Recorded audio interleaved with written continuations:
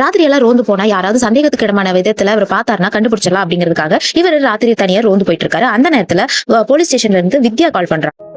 ஊர் எல்லையில இருக்கக்கூடிய அந்த பாலத்துக்கு கீழே யாரையோ பயங்கரமா அடிச்சு தரத்தரன்னு இழுத்துக்கிட்டு அந்த காட்டுப்பகுதிக்குள்ள போனதா அங்க இருக்கக்கூடிய மக்கள் கால் பண்ணி சொன்னதா சொல்றாங்க. உடனடியா போலீஸ் ஸ்டேஷனுக்கு தகவல் சொல்லிட்டு எல்லாத்தையும் அங்க வர சொல்லிடுறாரு. இவங்களும் அங்க போய் பாக்குறாங்க. போய் பார்க்கும்போது அந்த கொலையாளி காட்டுப்பகுதிக்குள்ள போனதா எல்லாரும் சொல்றாங்க. அதனால அவங்களும் காட்டுப்பகுதிக்குள்ள அவனை துரத்திட்டு போறாங்க. இவங்களுடைய காலடி சத்தத்தை கேட்ட உடனே பணத்தை அங்கேயே போட்டுட்டு அந்த கொலையாளி அங்கிருந்து தப்பிச்சு காட்டுக்குள்ள திருப்பி ஓடி போயிடுறான். பணத்து பக்கத்துல போயிட்டு நம்ம விஜய் என்ன நடந்திருக்கும் அப்படின்னு செக் பண்ணி பாத்துக்கிட்டு இருக்காரு. அவர் தனியா தான் இப்ப அந்த இடத்துல இருக்காரு. அந்த நேரமா பார்த்து இவனுடைய பின்மண்டியில வேகமா அடிக்கிறாங்க. அந்த கொலையாளி தான் அடிச்சிருப்பான். இவர் சத்தத்தை கேட்டுட்டு மக்கள் எல்லாரும் அங்க ஓடி வந்துறாங்க. போலீஸும் வந்துறாங்க. ஆனா இவங்க வரத பார்த்த உடனே கொலையாளி அங்கிருந்து தப்பிச்சு ஓடிடுறான். இதுக்கப்புறமா படத்துல வரக்கூடிய நிறைய த்ரில்லர் சஸ்பென்ஸ் எல்லாமே இப்பதான் ரிவீல் ஆக ஆரம்பிக்கும். இத்தனை நேரம் கதையில நடந்த எல்லா சம்பவத்துக்கும் காரணமா இருக்கக்கூடியது யாரு, இது எல்லா சம்பவங்களுமே ஒருத்தர் தான் பண்ணாங்களா, இதுக்கு பின்னாடி இருக்கக்கூடிய மோட்டிவ் என்ன அப்படிங்கறது எல்லாம் இனிமேல் தான் சூப்பரா ரிவீல் பண்ணிருப்பாங்க. வீடியோ கடைசி வரைக்கும் பாருங்க.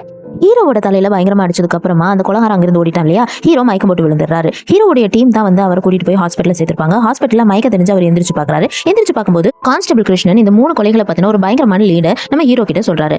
நேத்து ராத்திரி கிடைச்சதுலயே அந்த காட்டுக்குள்ள ஒரு பாடி, அந்த காட்டுல இருந்த பாடி இருக்கிற அது அன்புங்கிறவனோட பாடின்னு சொல்றாங்க. இந்த அன்புங்கிறவன் இன்னும் 3 பேத்தோட சேர்ந்து தமிழ்நாட்டுல இருந்து இங்க ஒரு பில்டிங் கான்ட்ராக்ட் வேலைக்காக வந்திருக்காங்கன்னு சொல்றாங்க. அந்த 4 பேத்தோட பேர் பாத்தீங்கன்னா அன்பு, மணி, அருள்குமார். இந்த 4 பேருமே தமிழ்நாட்டுல இருந்து லால்குடியில இருந்து அந்த இடத்துக்கு வந்துட்டு கான்ட்ராக்டுக்காக வந்திருக்காங்க. இவங்க ஏற்கனவே லால்குடியில இந்த மாதிரி நிறைய கொலை சம்பவங்களில் ஈடுபட்டது இவருக்கு தெரிய வரும். இப்ப பாத்தீங்கன்னா அந்த 4 பேர் கேங்ல 3 பேர் செத்து போயிட்டானுங்க. குமார் மட்டும் மிஸ் ஆயிருக்கான். இப்ப எல்லா கொலையும் அந்த குமார் தான் பண்ணிருப்பாங்கிற முடிவுக்கு இவங்க வராங்க. அது மட்டும் இல்லாம இவங்க நிறைய கோணங்களை விசாரிக்க ஆரம்பிக்கிறாங்க.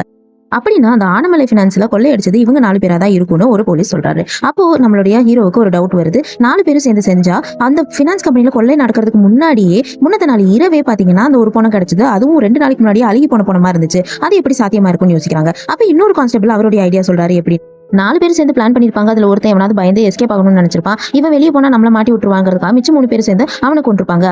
அதுக்கப்புறமா 3 பேர் சேர்ந்து அந்த பினான்ஸ் கம்பெனில கொள்ளையடிச்சதுக்கு அப்புறமா பாகம் பிரிக்கும் போது எவனுக்குள்ளேயாவது சண்டை வந்திருக்கும். அதனால குமார் மத்த 2 பேத்தையும் அடுத்தடுத்து பிளான் பண்ணி கொண்டிருப்பாங்கிற மாதிரி முடிவுக்கு இவங்க வந்துடுறாங்க. இப்ப எப்படியாவது குமாரை கண்டுபிடிச்சாதான் இந்த கேஸ் அடுத்த இடத்துக்கு நகர்த்த முடியுங்கிற மாதிரி சூழ்நிலை இருக்குது. அதனால குமாரை தேடலாம் அப்படின்னு இவங்க பிளான் பண்ணி வச்சிருக்காங்க. இதெல்லாம் ஒரு பக்கம் நடந்துகிட்டு இருக்கும்போது அந்த பினான்ஸ் கம்பெனியோட ஓனரோட வீட்டுக்கு முகமூடி போட்ட ஒருத்தன் அவரை கொலை பண்றதுக்காக வந்திருப்பான். இதை அந்த ஓனரும் பாத்துருவாரு. ஓனர் பாத்துட்டு இருக்கிறத அவனும் கவனிச்சிருவான். உடனடியா அவன் போயிட்டு அந்த ஓனருடைய கார் வெளியே நின்றுட்டு இருக்கும். அதை பஞ்சர் பண்ணி விட்டுருவான். இந்த கேப்ல எப்படியாவது தப்பிச்சிடலான்னு அந்த ஓனரும் அங்க எங்கேயும் ஓடிட்டு இருப்பாரு. இந்த கொலைகாரனும் அந்த ஓனரை துரத்திக்கிட்டு இருப்பான். இப்போ ஒரு கேப் கிடைச்ச உடனே அந்த ஓனர் ஒளிஞ்சுக்கிட்டு நம்ம ஹீரோவுக்கு கால் பண்ணி என்ன ஒருத்தர் கொலை பண்றதுக்காக இங்க வந்திருக்கான், தயவு செஞ்சு சீக்கிரம் வாங்கன்னு சொல்றாங்க. இப்போ ஹீரோவும் மத்தவங்களுக்கு வெயிட் பண்ணாம அவர் தனியாவே போயிடலான்ட்டு அவருடைய வீட்டுக்கு ஓடி போறாரு. வீட்டுக்கு போய் பார்த்து அந்த கொலகாரனை கையும் களமா பிடிச்சாரு. அந்த கொலகாரனுடைய முகமுடிய கழட்டி பார்த்ததுக்கு அப்புறம் தான் அது அந்த சனீஷ்னு தெரிய வருது. அதாவது மனோங்கிற ஒருத்தர் கடன் வாங்கி சூசைட் பண்ணாரு இல்லையா, அவருடைய மகன் சனீஷ். இவன் ஏற்கனவே அங்க முறைச்சிட்டனால அதை பார்த்த உடனே இவர் இதுதான் சனீஷ்னு தெரிஞ்சுக்கிறாரு. சனீஷை உடனடியாக அரெஸ்ட் பண்ணி போலீஸ் ஸ்டேஷன் கூட்டிட்டு போறாங்க.